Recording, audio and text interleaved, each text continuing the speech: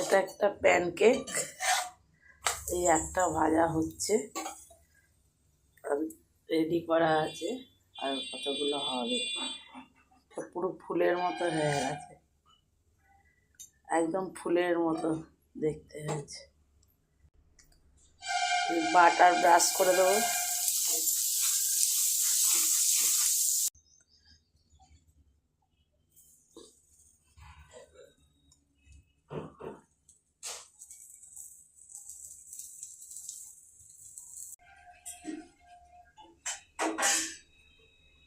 এক পিঠ হয়ে গেছে, এটা উল্টে দেব।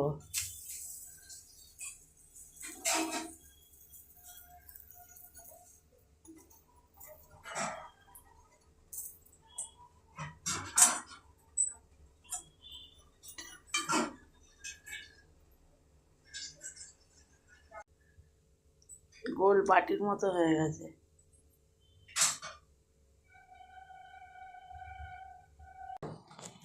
এটা একটা প্যানকেক, খুব চটজলদি বাচ্চাদের টিফিনে, খেতেও খুব সুস্বাদু। এটা ডিম, দুধ আর চিনি আর ময়দা, এই কটা উপকরণ দিয়ে তৈরি। বাচ্চারা খুব মজা করে এটা খায়, করে দেখবে বাড়িতে, খুব সুন্দর হয়।